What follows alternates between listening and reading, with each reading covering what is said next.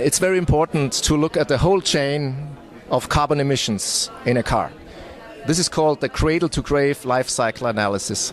It means that you have to decarbonize the production of the car, the materials that you use in the car, but you also have to decarbonize the fuel-making process so that you use, for example, renewable fuels or renewable electricity for your car. And, of course, you have to go down with emission at the tailpipe. And only if you include all these three, you will get a real sustainability.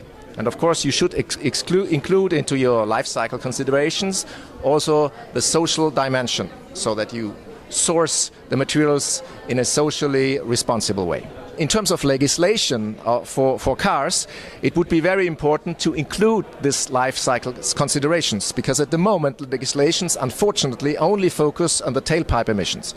This leads, of course, to a reduction of emissions at the tailpipe, which is good, but it neglects the emissions before the tailpipe.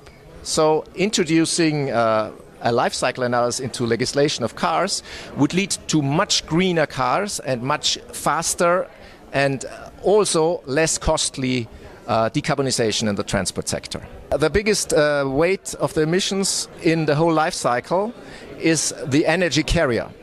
If you charge an electric car with coal energy, you will have a very little reduction in emissions.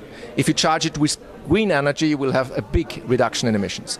If you use a combustion engine car running on a good renewable fuel, like an e-fuel from Audi, then you will have a dramatic reduction in emissions over the life cycle.